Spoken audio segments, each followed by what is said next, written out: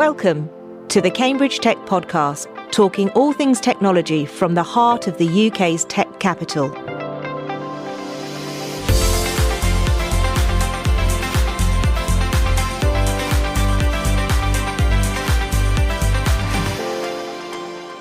Here are your hosts, Faye Holland and James Parton. I'm Faye. And I'm James. Well, I don't know about you, Faye, but I'm struggling to think about anything this week other than England making the final of the European Championships. Sorry, I know that's not tech related, but, you got to congratulate the team, and fingers crossed by the time that many of you are listening to this, Gareth will be on the plane on his way home with the trophy. We can but hope so. Yeah, apologies to any of our Spanish listeners, but, got to be patriotic occasionally. But outside of that, it's been another busy week. We launched this year's Trinity Bradfield Prize on Monday. So if you're interested in staying in touch with that, visit the website, which is trinitybradfieldprize.co.uk, and join our mailing list. The applications don't open until the 1st of September, so you've got some time to start getting your ideas together. And obviously reach out if you have any questions. But on top of that, we hosted a visit from the Wharton Global Youth Programme, which was fun. And I told all of them to subscribe to the podcast. So if any of you are listening this week, welcome to the party. Brilliant. So I love that. And I have a question for you based on that, because I spoke to Karen today about it as well. So did you drop my name in there? Is that why I've got roped into it as well? Probably. Yeah. You're welcome. It's good. Yeah. Well, I think the July session, just trying to help people understand what the Cambridge ecosystem is and, how to navigate it and its international remit. So as you know, that's perfectly up our street to have that conversation. So, another slight problem of mine of not being able to say no, especially when it's inspiring young people from Wharton. So why not? So on that basis, I mean, that's just an idea of how my week went. I was supposed to be off this week, but the delights of running your own business, as many people on the podcast will know, means that doesn't necessarily happen. So actually, I think I've had as busy a week as normal. A couple of things that I participated in. I went to the topping out ceremony at the Press. So it's a long time ago since that happened at the Bradfield Centre. But I do love a topping out ceremony. I do. I always feel really sad though. I mean, this is again sharing way too much. They do a lovely roof and then they chop a square out of it so you can pour a bit more soggy cement in it. And I'm like, it affects me badly because it just looks a little bit more messy now. But anyway. So I went to the topping out ceremony. Do you know what? It's a really exciting. It's a lab space, so it's for the life sciences side of Cambridge, really. Being developed by Mission Street. It's a really inspirational development. They've taken something that's very old and much, part of the community, completely regenerating it. And they've really brought the community in. So similar to like O2H have done at Hawkston House as well. And the beauty of it is it's a little bit outside of Cambridge because we know Cambridge is really busy, but it's just a train ride from the biomedical campus. So I think they'll do really well. So I have to say, big hat tip to the team at Mission Street. Artem Korolev gave the presentation, and Gabrielle and Anton, thanks so much for putting the event together. So that was really good.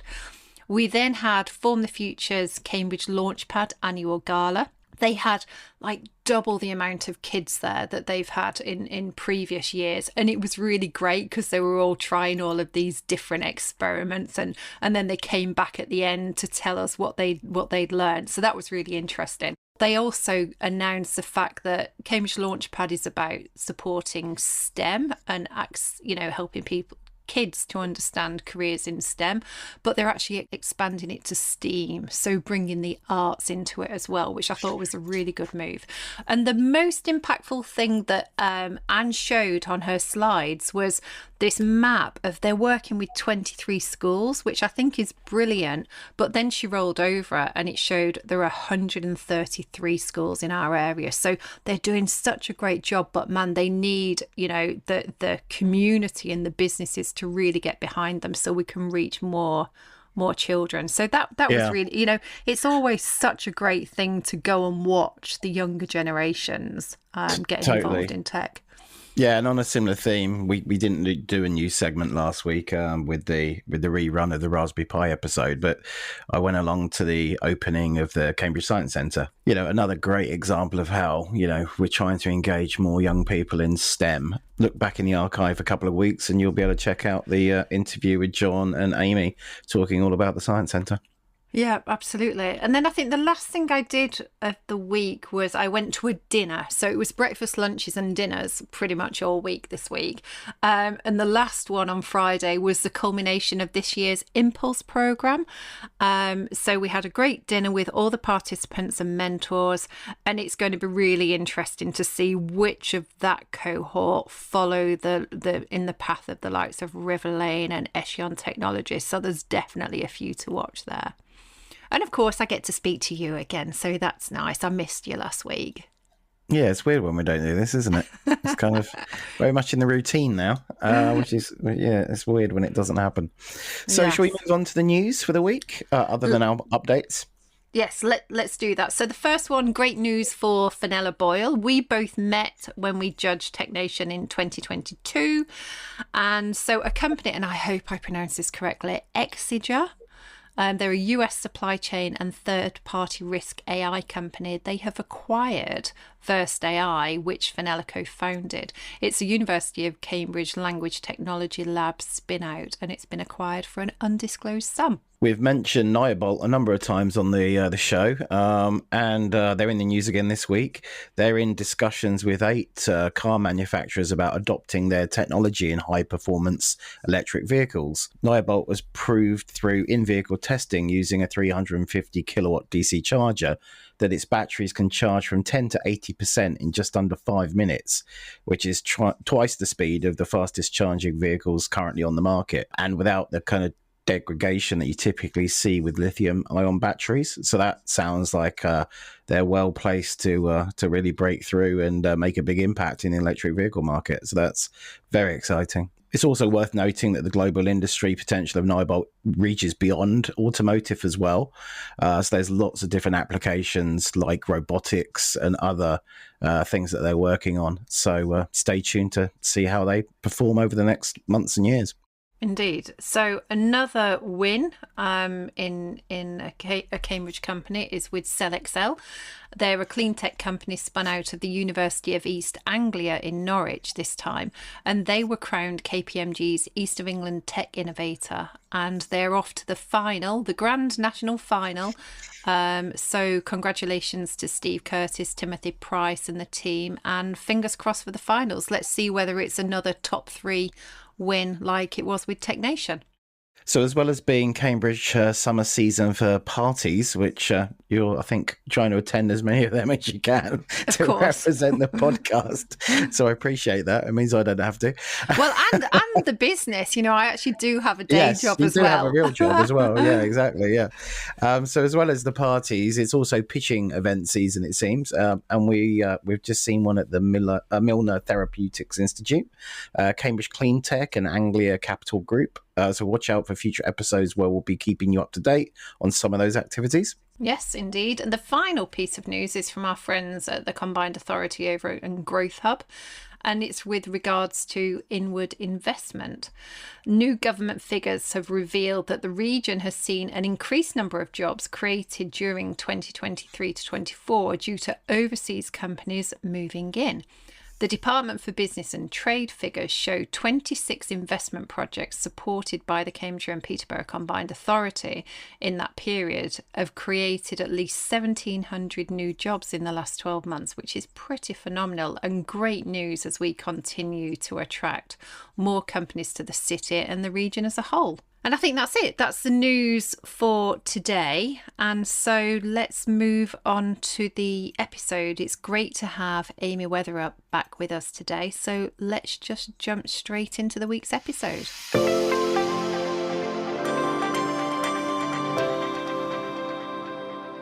Welcome back, Amy. Hello, it's lovely to be here again. Yeah, we're delighted to get to speak to just you this time. Obviously, we talked to you with John about Cambridge Science Centre. And for this episode, we actually want to talk to you about 2 things, if that's okay. We want to talk to you about iTeams, but also your personal journey. Absolutely. You'll have problems stopping me talking, but these are my favourite subjects to talk about. Yeah, we don't want to stop you talking. That's the whole point of the podcast. But let's give it a go and see how we get on. So let's start with iTeams if we can. You've been programme director there for almost 2 decades. So let's just start with, what is iTeams? So iTeams is an extracurricular programme at the University of Cambridge. It's for anyone across the university, but focused on postgraduates. And what we do is we look at the early stages of how do you take a university invention, so real science, real technologies being built at the university, and what steps do you need to take to turn them into products that can impact people's lives.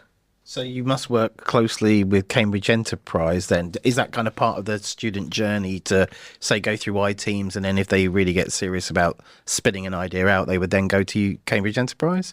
So Cambridge Enterprise bring us a lot of the projects that we work on. So where iTeams is different from traditional student entrepreneurship is that the student teams are working on someone else's invention. So it's for people that are interested in commercialisation of technologies or also international development. They're interested in how do I have an impact in the outside world, but they work on science and technology that other people have invented. So we're helping Cambridge Enterprise with the commercialisation process by bringing in bright minds from very diverse backgrounds that can bring a different perspective and actually go out and talk to industry about the technologies for them. That's a good clarification. So, I mean, if you've been going, was it 2 decades? That's incredible. I am that old, yes. So, I mean, you must have quite a body of work there in terms of all of that, all of the projects you must have seen over that time. So what does the kind of track record look like for iTeams? So we've worked on over 250 projects. It's resulted in over 100 spin-outs. Cambridge Enterprise actually ran some numbers for me recently, and just the ones that are direct university spin-outs have raised over $300 million in investment over the time. But that excludes our first ever floated company, which is Raspberry Pi. So we worked on a project for them back in 2009 when actually nobody knew they existed, and they've just floated on the London Stock Exchange. So that's another milestone for our project portfolio. So talking about the projects that you do, I remember I once had a conversation with Peter Cowley, and he told me that I should specialise in one specific technology area for my business. And I'm like, I don't want to do that. It's a bit like Ruchia. I don't want to take that advice. I'm just going to go my own way because I like variety. So you've just mentioned Raspberry Pi, but actually you cover all different types of technology, don't you? You're not restricted at all. So I'm not doing the work myself, and this is the strength of the model. What we do is we create an environment and a support mechanism to let the students do the work. So the students will be experts in their own sectors, that we're putting them together with cutting edge science and technology that's been developed in one of the best universities in the world. And then we provide them with an environment and mentoring to make sure they don't go off-piste, but they're doing the work. So you have 7 students with different expertise. You've got technology that's been developed by some of the world's experts. You've got an industry mentor who's been there and done that before. You can cover anything, and we do cover anything. We've expanded the model over time. So we started off with pure science and technology, and then most recently, this past term, we've had 2 projects that are pure social sciences projects. And one of those is actually, which is really interesting, is a new charity. So when we started as a project, they didn't even have a name at the beginning of term, and they're now called the Global Volcano Risk Alliance. And so the students were looking at how do you set it up, what model should it take, how do you have the biggest impact? And what they're trying to do is ameliorate the risk from future volcanic eruptions by making sure people actually think about it and prepare. So with iTeams having been around for 20 years, you must be really pleased and excited to see the real uptick in focus for entrepreneurship across the university. Yes, it's fantastic. When we started, there was already a groundswell in entrepreneurship in the university. It was already quite advanced compared to other UK universities, but it was still the fact that you would talk to established academics and they would ask what the point was, and they wouldn't want their students to get involved. And part of why we set up iTeams was to help build that culture change over time. So the reason you get culture change from a program like this is, one, you're working with the academics, so that you're working on their technologies, so they start to see the benefits of commercialisation, they start to understand what it means. But also you're working with the next generation of scientists, which are the current PhD students, master's students, and you're showing them what it looks like on the ground and why you get really interesting questions in a commercial environment. It doesn't just have to be an academic environment. And so those people then go out into scientific careers and they're open to the idea of commercialisation. So that's built over time. And we were just a small cog in that within Cambridge because there's so much in Cambridge and it's just continually built. And now we have founders, and 3 of the companies in the first founders cohort are actually derived from former iTeams projects. So that's exciting for us as well. So it's really good to see Cambridge building on its strengths. And actually, when we set up the development iTeams program, which is about taking technologies into low and middle income countries, having done it successfully with commercialisation, we said, what else can we do? And we said there needs to be a focus on low and middle income countries. Commercialisation tends to focus on how do I make the most money.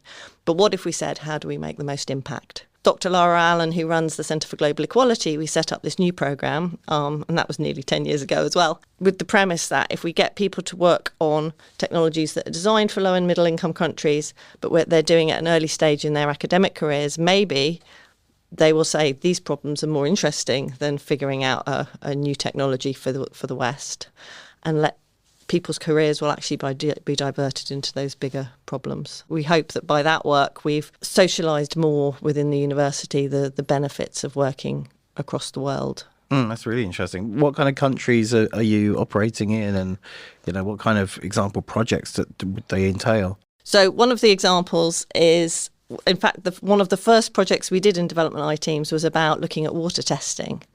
And one of the students on that team was a gentleman called Alex Pato. And he went on to, having done that project, he said, there's a problem. He found a friend with a technology. They set up a company called Waterscope.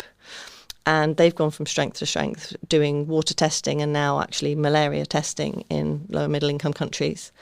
And actually, he's now on his second startup, and that was one of the founders' companies, which is called William Oak Diagnostics, and is doing blood testing in babies. He's still on an entrepreneurial journey, but he's now directed himself at a different problem to solve. So those are the kind of things. A lot of the projects go on to bigger and better things over time. Global Volcano Risk Alliance that I mentioned at the beginning is, again, one of the projects we worked on more recently. Interesting. So I like the fact it's a new programme, but it's been going 10 years. It's just like, sorry. No, not at all. And, yes, you start becoming part of the wallpaper.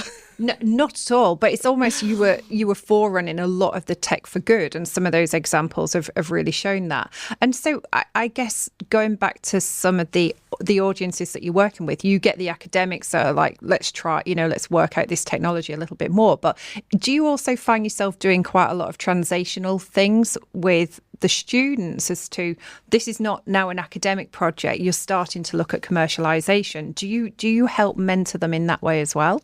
So the programme's designed in order to help them with that journey. And actually, one of my regular lecturers who runs a workshop for us on design thinking, so a gentleman called Simon Pullman-Jones, who's currently at AstraZeneca, he actually wrote an academic paper with me that we presented at a conference in 2019 at the EPIC conference. And he's an anthropologist by background. So I find it, sorry, I'm going to digress slightly. I have two people that regularly run workshops on iTeams for me. They're both anthropologists by training, which I find actually quite interesting. Yeah. And he wrote about iTeams from an ethnographic perspective, saying that actually what we're doing is we're taking the students on a journey. So they start at the beginning of the journey. Most of them are scientists and engineers. Not all. We get MBA students as well. We get social scientists and humanities. But the original programme was set up for scientists and engineers. So they come at it.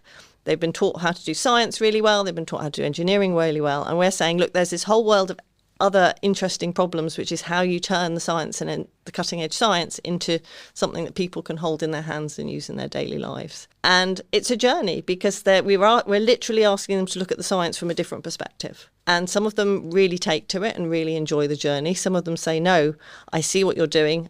I like the research. I'm going to stay on an academic pathway.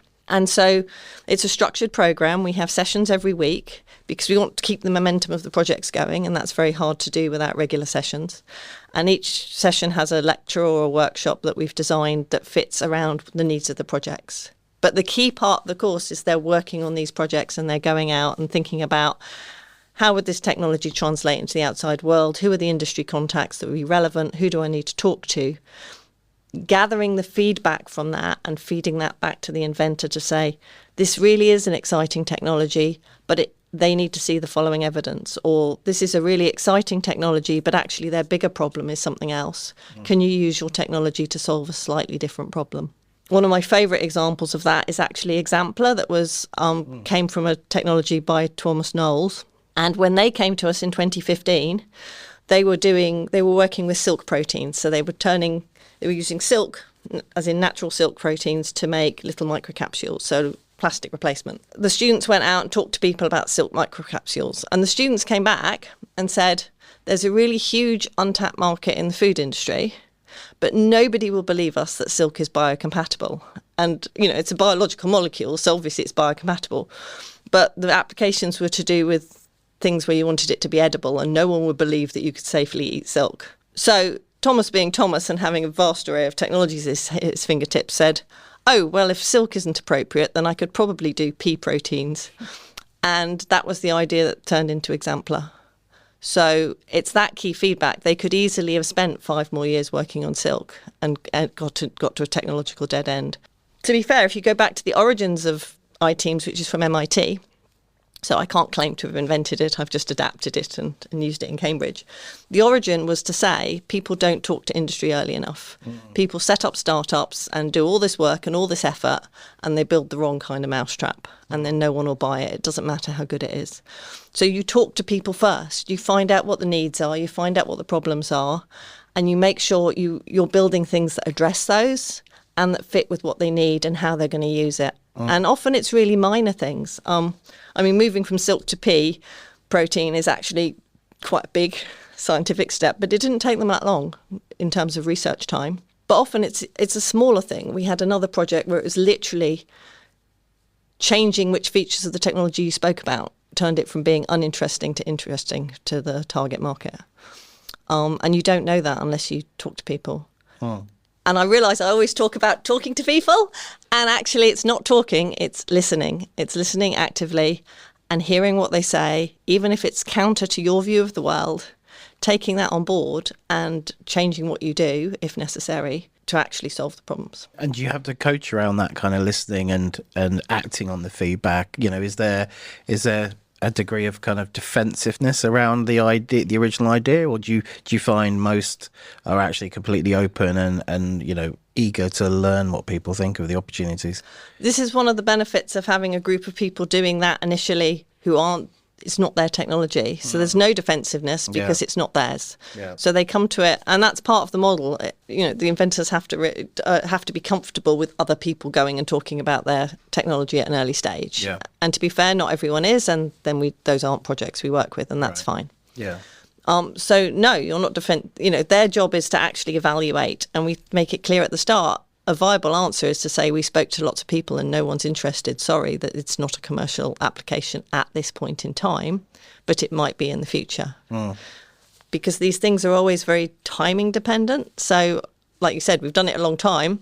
During COVID, the focus of the world was in a very different place than it is now. Now everyone's talking about ChatGPT. In 2020, everyone was talking about vaccines. And you can't control those global things. You can't control that global timing. You can only work within it and do your piece and see where it fits. So over that period of time, have you almost kind of got an aggregate of the kinds of insights that you expect back from people? Is it that kind of classic 80% applies to every project, 20% is bespoke, or is there much more variety in each individual project that comes back? The aim is to get the projects far enough along that we get to that uniqueness. Yeah. Because yes, I could do the 80% myself. Yeah. One, your technology is going to be far. Do you want me to do the 80%? I can do the 80%. One, your technology is far earlier than you think it is, and it's going to take you a lot longer to get to commercial product. Two, it's going to cost you a lot more money to get to a commercial product than you think. And three, your initial IP and patents are actually only a tiny part of it and are less valuable in the process, except for in things like drug development, where they're actually the whole value. So that's the 80%. Yeah. We're trying to do the 20%. Yeah. And you can only do that by really detailed feedback from relevant markets and relevant experts. Well, that's a lesson to everyone listening there straight away, isn't it? So Sorry. I'm sure you've got loads of other advice that you can share with people as well. But can we do it in the context of some of the other companies? So you've talked about a few of them that have gone through the programme, and we had Tom Collins on, and he's actually responsible for you being here today because he was talking about going through the programme with Callium Health. And, we wanted to get you on to find out a little bit more. So can you tell us about a few more companies? Sure. Well, so Callium's a brilliant example because actually it was originally the inventor Tanya Hutter had developed a blood test for potassium levels in the blood. There was no commercial test because it was seen as very niche, something that only mattered if you were doing kidney dialysis. And Tom was the mentor on the project. So we always have an industry mentor to work with the students. So he was at Cambridge Consultants. We brought him in as the mentor. To quote the old television advert, he liked it so much he bought the company. So he joined and became full-time CEO and then raised the funding and took it forward. And the key outcome from that project, so the students found kind of a niche health condition for people whose bodies didn't regulate potassium, and they had online Facebook groups, and they joined the online Facebook groups and they did an online survey for them saying, is this something you would want? Why would you want it? What would you pay for it? They got 300 responses in less than a week, and that almost was the primary motivation to show there was a real market need for and potential for this technology. And that was, again, what set them off and enabled them to get the first funding, help get Tom involved, and take it forward. If I'm a startup and I'm listening to this and I'm kind of interested in getting involved, how does the program work? How do they reach out? Is there cost involved? How long do projects typically take? What does that look like? So the course runs we've got different flavours of the course. They all run for between 6 weeks and 10 weeks. And in terms of if someone's got a new technology or is an early stage startup, they come through the iTeams website, www.iteamsonline.org. Just contact us through the contact form and then I'll get in touch and talk to them about whether it's appropriate for them. As well as working with new university inventions, which are the ones I've talked about, we've actually worked quite a lot with early stage startups as well. And they're often at the stage where maybe they've got one target market initially and they want to know what to do next. Where are the other opportunities? So I'm just thinking of an example. There was one that was actually a spin out from University of East Anglia called Intelligent Fingerprinting. So that was from the chemistry department. So in your fingerprint, there's chemicals which are excreted in your sweat. And so they already had a contract with the police to look at drugs and you can't do alcohol, but you can do drugs. And the inventor wanted to know where could they go beyond the police force, because obviously there's an element of which it's a big market, but it's one market. So they looked at what other applications were there beyond the police. Well, I was having a conversation just this week, actually, with our friends at GrowthWorks. They'd brought over an AI startup that's currently based in Texas and want to establish in the UK. They're currently focusing on procurement as a vertical market, but are keen to explore other applications of it. Is that the kind of thing that they might pitch into iTeams? That's exactly the kind of thing we can do. It's sometimes harder for commercial companies because the key thing is allowing the student team to have the freedom to bring in their own creativity and take it in their own directions. And that's not always appropriate once you get to be a bigger company. So that's why I always say reach out to me, contact me, talk to me about it. I'll be quite honest whether I think it's a project we can add value to or not. And these companies can be based anywhere in the world, or? It's better if they're physically here so they can physically come and meet the students at least a couple of times. Yeah. We run all our sessions in person. Over COVID we were online, but we're very, very much in person. But we always have online hybrid access so that if people are ill or they're outside of Cambridge, they can still join in. Okay. I'll connect you up. Thank you. Perfect. And the deal is you let us know if anyone comes through that would be great on the podcast. That works. We can talk about that later. I've got lots of people that we've worked with that you may have already had on the podcast.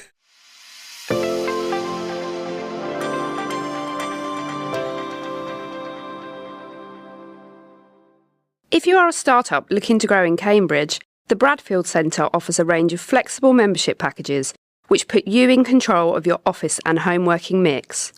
There's a vibrant, collaborative atmosphere, on-site cafe, plenty of green outside space, and regular member social events. We also offer a range of high-quality meeting spaces for hire, and for tech event organisers, our auditorium, lakeside pavilion and atrium spaces are perfect to bring your communities together for in-person and hybrid events. For more information, visit bradfieldcentre.com or call 01223 919 600.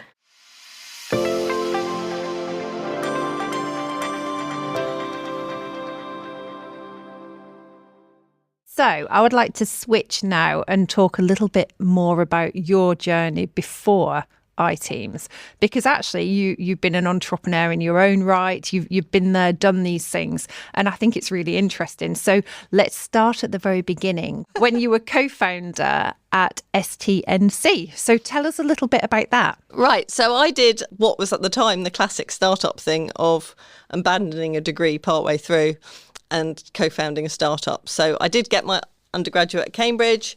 That exposed me to lots of people in the local ecosystem, which was actually Acorn Computers and Arm just setting up. It was early 90s. I am that old. I was doing a PhD in fluid dynamics doing mathematical modelling of blood flow. So if you can figure out what name to search under, you can find a couple of academic papers that I wrote a very long time ago. And I didn't get the PhD because by then we were running a startup. And this was the early 90s. So people were still using fax machines. Mobile phones were the size of bricks. People were starting to bring out little pocket-sized computers as like electronic diaries. Within a university context, we had Janet. So the internet in the UK was pioneered by the universities. It was a joint academic network. All the universities were linked up. They had email, they had news groups. So this was part of my life. And my co-founder was working at Acorn Computers. We could see that this was the future of the world. But when we went and I talked to other people about it, they literally said, what's email? Why is it important? You've got telephone calls, you've got fax. Why would you ever want this electronic stuff? And we just knew because, we were in our early 20s. This was something we could see was the future of the world. And this is what I say to my students. They're going to see what the future is much better than I can, because to them, you build the future out of what your foundations are, and their foundations are different than mine. I still go, mobile phones are so exciting, and they go, mobile phones are normal. What can I do on top of them? So we could see this was the future, and we just said, right, we're going to build this future. It helps when you're 22. You don't think too far. You don't think too hard. And I think it's a perfect time to be an entrepreneur. Yes, you don't have much commercial experience to draw on, but you can get that from other people. But you have energy, you have enthusiasm. Believing that you can't fail is actually really powerful when you're an entrepreneur. And you have to be able to walk through walls. So with my angel investing hat on, what I care about is who the entrepreneur is. And do I believe they've got the staying power to go through it when times get really tough, because it gets really tough. And you have to be able to get through the obstacles or around the obstacles and adapt what you're doing to the reality of the world. You can't always just do what you want to do. Sometimes it just doesn't fit. Sometimes you have to change. We saw this as the future. We spent a few years doing small projects for British companies in and around the space. So we did a project for Scion, who were doing small handheld computers, and became actually Symbian, which did one of the first smartphone operating systems. We worked for Brother International, who are rather large, small. I think we were about 6 people at the time, and we had a contract with one of the biggest electronics companies in the world. And what happened was we were doing all of this. We were building the company slowly. It was working. And then in 1995, the internet happened, just the way ChatGPT happened this past year. Suddenly, everyone was talking about the World Wide Web, surfing the World Wide Web. Companies knew nothing about it. It just kind of appeared overnight. And we were one of the few companies in the world that knew about this stuff. Not only did we know about it, we had actual products out there on actual devices actually working. We knew about embedded software. We knew about low-powered devices. We were all on mobile. The handheld computers were run on AA batteries, so that's how low-powered we're talking about. People came to our door. So we were talking to the world's biggest mobile phone companies at the time, which were Nokia, Ericsson, Motorola. We actually got a contract with Ericsson. We never quite got to the point of having contracts with the other two. We were working with Scion, who became Symbian, who was one of the first smartphone operating systems. We were talking to Microsoft, and it was the internet boom. So literally things went from nothing to 1,000 miles an hour overnight, and we were in the middle of it. So we raised investment from 3i. the company doubled in size every year, which meant that in 1993 there was 2 of us in our spare time, and by 1999 we were 55 people in 2 offices, and then we were acquired by Microsoft. So the software became Microsoft Mobile Explorer, and it was intense and it was fast. And I always say, when I was 25, I was writing spreadsheets saying, how many people do we need to fire if I don't get this customer to sign the contract that I'm negotiating? That's the reality of it. Yeah. That's the reality of it. You're looking, once you have staff and salaries, you've got to keep the cash flow flowing in. And if that means doing a project that doesn't quite meet your vision, you do it anyway, because your alternative is people's lives. I mean, I've got a million questions. I told you I could talk for hours. I don't know where to start, but I was at O2 back then, so I kind of remember those days fondly, and do you remember the compact iPacs putting the sleeve on with the modem? And I had the Scion? I can't remember. Pilots. There was Palm Pilots as well, yes. But the Scions, you had a plug-in modem and stuff, didn't you? God, yes. My God. In no particular order, the first of the million questions is, I mean, how different was the fundraising landscape back then? You mentioned 3i, compared to today, where, based on some feedback at London Tech Week, almost like an over provision of seed and Series A, options for venture funding. How different? How has that changed over time? So it was completely different. So there was virtually no early stage venture capital in the UK at all at that point. There was no angel networks because no one had exited yet. So there was in the States, but there wasn't here. So there was a handful of people. 3i were actually very far ahead of the game. You started a company. You didn't go and look for funding because no one was going to fund you. I mean, we couldn't even get £3,000 loan from the bank to buy a computer when we started. I won't name the bank, but not on radio, not on recordings. We had to build it with customer money. We could not hire people until we could see the money to pay them from customers. And that makes you very focused on doing things that people really want. It makes you very focused. It limits how fast you can do things. And that's why we eventually went out and got investment, because we couldn't write the software fast. We couldn't grow the company fast enough on customer money to do the things we saw needed to be done. But by then we had a 4-year track record. So when we said, we've got Ericsson as a customer and we're talking to Nokia and Motorola, people believed you. Whereas 4 years earlier, we were just 2 young people with an idea. So the funding landscape was very different. There was very little funding available. We actually raised £1 million from 3i, which I think was probably a record for an early stage startup in the UK at that point in time. Also, because it was the internet boom, we raised the funding in 1996. We sold the company in 1999. Startups take a lot longer now. So there's more fund. So I think there's a lot more options for startups. There's accelerators, there's incubators. None of that existed. We had to do it all ourselves. We had to teach ourselves everything. So that's great. You've got access to that pool of experience support. You've got access to money, which makes some things easier and some things harder, because it lets you do your product development, but it doesn't force you to actually check you can get customers. And weaning yourself off that funding is really hard once you've gone down the funding journey. I could do a whole podcast on that if you wanted. So it's quite different. It's quite different. And we were acquired by Microsoft, and another company was acquired by Microsoft actually the same year. But Microsoft hadn't acquired a company in the UK then for probably a decade. So again, that acquisition, the acquirers weren't here either. So it was all very, very new. Whereas now in Cambridge, we've got Apple, we've got Meta, we've got Amazon. The acquisition predated Microsoft being in Cambridge. Microsoft Research was already here. Right. Yes, so actually they were, but it was very new. I can't remember when it was set up, but it was very new. We weren't working with them. We went straight into the product groups in Redmond. Right, that was going to be my next question. So you actually transitioned into Microsoft and moved to Seattle, did you? No, they kept us as a Cambridge group because part of it was they wanted a Cambridge office. Yep. So they ran the Cambridge group for 3 years, and then at that point, when their priorities had changed, they then closed them down, and most of the group moved to Seattle. Okay. So actually, some of them are still there. Wow. Some of them made their whole lives in the US, and some of them were there for a few years and then moved back to the UK with that experience. So I just want to, while we're on the subject, people are often wary of talking to people about what they're doing. And I think you never lose by talking to people. So again, going back to what was the key moment that meant that Microsoft was likely to buy our company. So right at the beginning, when we were kind of 1 or 2 years in, we went to a conference on PDAs, which is what we call the little mobile computers. And there was one of our friends, because we had lots of friends, because we talked to people and they liked us, said, go and talk to that man over there. And there was someone there whose badge wasn't wearing his conference badge. And he was a fairly senior manager at the time at Microsoft. Publicly weren't doing anything in mobile computing. So he was there and didn't want anyone to be there. So I went and sat next to him at lunch. And while he was trying to eat his lunch as quickly as possible, told him all about what we were doing.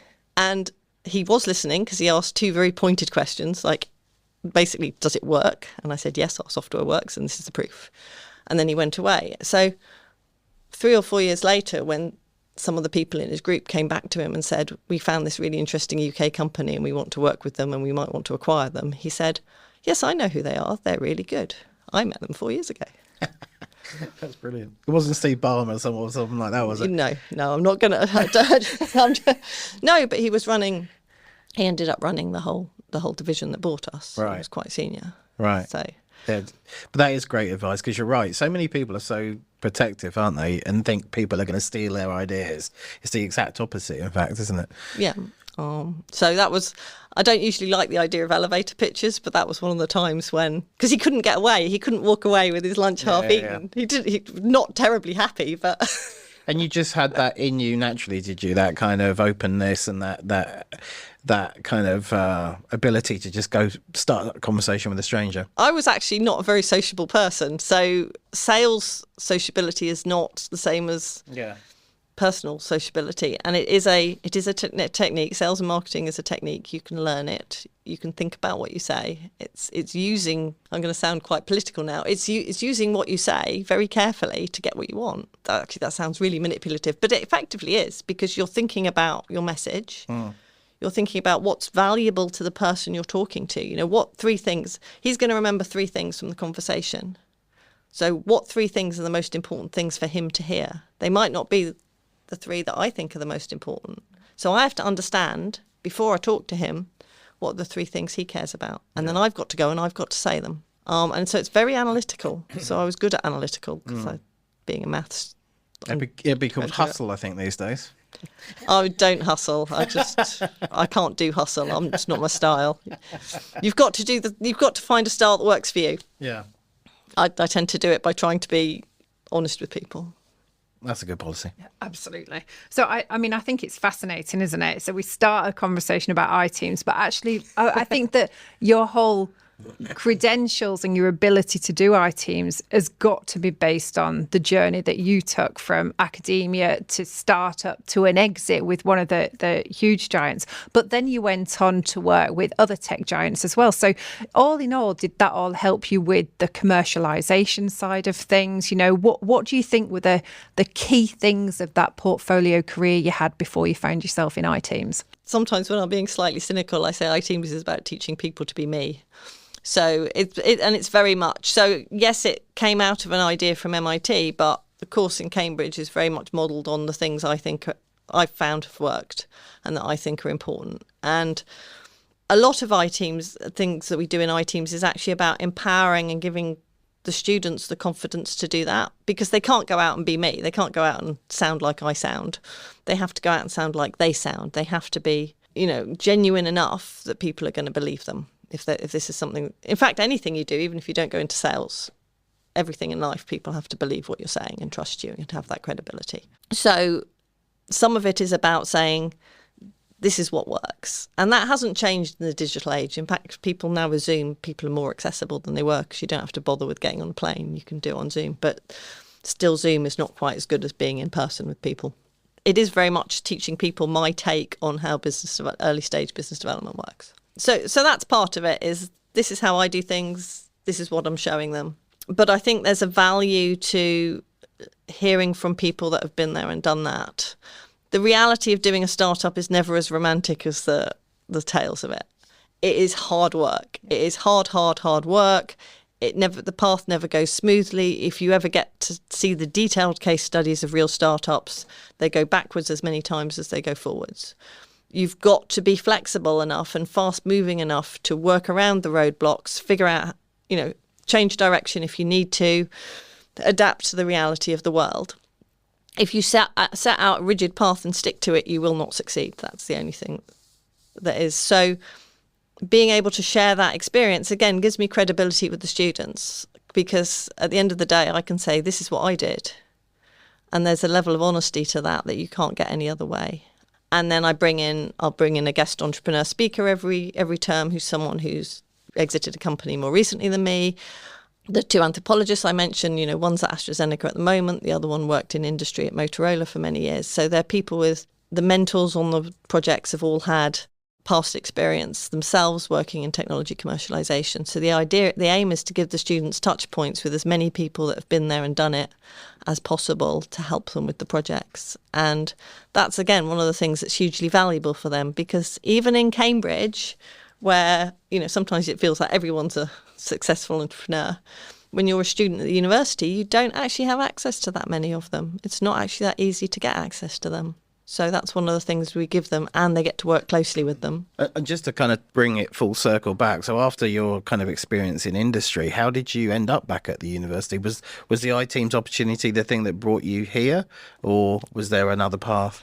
No, I'm not a flashy entrepreneur, but I am an entrepreneur. So I created iTeams. iTeams exists because I said it should. So what happened was there was a big thing called the Cambridge MIT Partnership, which was a lot of money that Gordon Brown actually paid to MIT to get MIT to help Cambridge become more entrepreneurial. So it went on for about 6 years, I think. And as part of that, MIT got Cambridge to set up lots of their programs. They kept saying you should do iTeams, and it just hadn't found a niche. First of all, I came in to do a little project for them to look at whether that made sense or not, to say, is this something the university needs? So I was an outsider. I could come in, I could say, what are all the projects you're currently doing? Does iTeams meet a need, or actually are you already covered? And I found the need. And having found the need, I said, right, well, I can design a program that meets that need based on the MIT one, and off we go. And so I worked with MIT. I went over to MIT. I learned from them. I brought it over here. I set it up. And then I've kept it running since. And the early years, getting funding for it was quite hard. But once it'd been running for a few years, people could start to see the value. So before we wrap up, we've talked about iTeams, we've talked about your career, but I then look at your LinkedIn, and I think my LinkedIn's like expansive. Yours is crazy. So just to give everyone a little bit of a flavour, and then I will ask a question. So you're trustee in third sector organisations. Obviously, we talked to you with John about Cambridge Science Centre. You've devoted a lot of time to being a school governor. You're advisor and member of the enterprise programmes, Cambridge Enterprise Deep Tech Labs, for example. You're also advisor and member of investment programs such as Cambridge Angels, where you were actually the first female angel investor. And also not quite. Not quite. Sherry Cootie. Okay, so Sherry beat you to that. You were the second female angel investor. Well corrected. Sorry, Sherry. And you're also involved in Martlet Capital. I've nearly finished. And then you've been board member on startups. How on earth do you fit all of that in? And do you find synergies between all of those different types of roles? Absolutely, there's synergies. I'm not a deep expert in anything. I think, except possibly running iTeams, but that's a bit niche. What I do well is take lots of bits of information and pull on one and bring it into another sector context. That appears to be a skill. I've always done it. I did it when I was at school and I was learning different subjects. I would pull from one to another. I just naturally do that. I get excited by having lots of different things to do. A lot of the, like you said, third sector and school roles is because I felt that I have an amount of time to give. It doesn't all have to be about earning money. I wanted to give something back. I've been a school governor ever since my children started at nursery. To me, that's a hugely valuable experience. Schools are having lots of issues right now. And, in my little small way, I hope that I'm helping by being a governor and a trustee over that period of time. I like having multiple things. That some of them are more work than others. So some of those don't take very much time, I think is the way you balance it.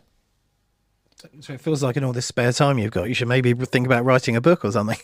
I would love to be a writer. I'm not a writer. I was trying to explain to my children, who are very creative, that what I'm not is not creative. I'm good at doing stuff, but I'm not good at creating stuff. So in a way, this is the perfect role for me because everyone else has done the creating and I'm just kind of helping them take it forward.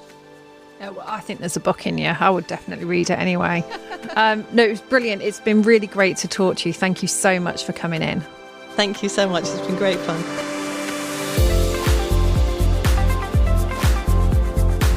Today's show was produced by Carl Homer of Cambridge TV and supported by our media partner, Business Weekly.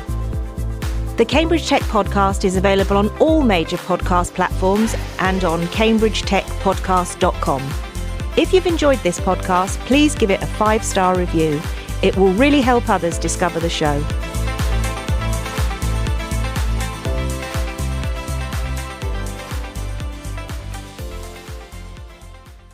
The rules of business and society have changed, and Mishcon Dureya stands at the forefront of this change, championing the innovation ecosystem at the heart of Cambridge. Our expertise is advising innovative companies at all stages of their life cycle. Discover what you can do at mishcon.com. The Cambridge Tech Podcast is supported by Rathbones, a leading provider of individual wealth management services to private clients, entrepreneurs, charities and professional partners. For more information, please visit rathbones.com. The value of your investments and the income from them may go down as well as up, and you could get back less than you invested. Winter Comfort is the day support service for people facing homelessness in Cambridge. We offer advice and support to help people restore their sense of dignity, of control and hope. Winter Comfort helps rebuild lives. Visit wintercomfort.org.uk to find out how you can help us to help those in greatest need in our community.